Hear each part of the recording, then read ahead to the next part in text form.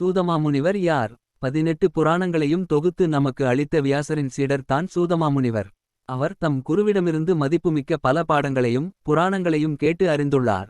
சூதமாமுனிவர் அடிக்கடி நைமிசாரண்ய வனத்திற்கு, வனம் என்றால் காடு, செல்லும்போது தன் குருவிடம் இருந்த கற்ற பல விஷயங்களை தம்முடைய சீடர்களுக்கு கூறுவார்.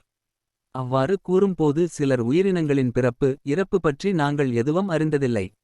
ஆகவே மனிதன் இறப்பிற்கு பிறகு நிகழும் நிகழ்வுகளைப் பற்றியும் இப்பூவுலகில் இறைவனால் படைக்கப்பட்ட மனிதன் எவ்விதம் வாழ வேண்டும் என்பதைப் பற்றியும் கூறுமாறு கேட்டார்கள். சீடர்களின் சந்தேகத்தை போக்குவது குருவின் கடமை மற்றும் மகத்தான பணி ஆகும்.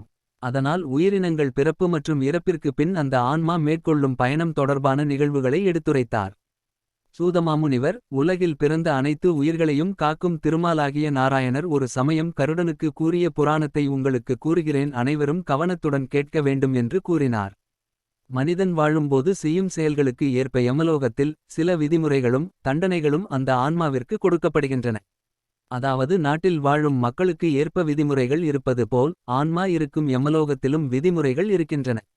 அந்த விதிமுறைகள் கருடபுராணத்தின் அடிப்படையில் அமைந்திருக்கின்றன. எம்மலோகத்தில் கொடுக்கப்படும் தண்டனைகள் குறித்தும் மனிதர்கள் செய்யும் கர்மாக்களை குறித்தும் அதனடிப்படையில் உருவாகும் விளைவுகளைப் பொறுத்து தண்டனைகள் யாது என்று திருமால் கருடாழ்வாருக்கு உரைத்தார். திருமால் தமக்கு கூறியதை கருடாழ்வார் தம் சீடர்களுக்கு கூறிய காரணத்தினால் இதனை கருடபுராணம் என்று அழைக்கப்படுகின்றது. இந்த புராணத்தைப் பற்றி நாம் தெரிந்து கொள்வதற்கு முன்னாள் கருடனைப் பற்றியும் கருடன் ஏன் திருமாலின் வாகனம் என்பதைப் பற்றியும் தெளிவாக தெரிந்து கொள்வோம்.